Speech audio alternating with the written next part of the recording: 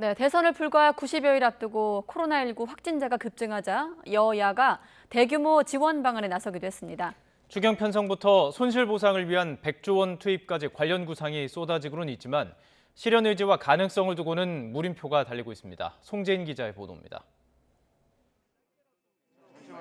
예산 정국이 막을 내리자마자 폭증한 코로나19 확진자 수에 여야의 돈풀기 경쟁의 불씨도 다시 살아났습니다.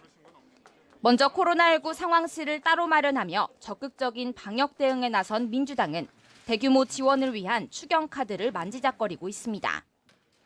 이재명 후보가 국민의힘 윤석열 후보의 손실보상 50조를 받으며 역공에 나서자 이를 뒷받침하기 위해 정책위 차원에서 내년 추경 편성 가능성을 띄운 겁니다.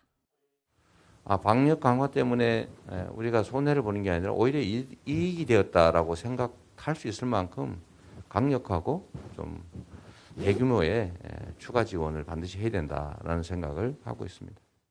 이와 함께 민주당은 정부의 청소년 방역 패스에 대한 우려를 전하면서 코로나19 여론 달래기에도 공을 들이고 있는데 본격적인 정책 경쟁에 뛰어든 국민의힘이 파고드는 지점이 바로 이 부분입니다. 가팔라진 확산세에 문재인 정부 K방역의 한계를 부각하면서 백신 부작용을 정부가 책임지겠다고 공언했습니다. 대규모 지원 방안과 관련해선 윤석열 후보의 50조 지원에서 한 발 나아가 김종인 총괄선대위원장이 집권 시 손실보상 100조 투입까지 언급했습니다.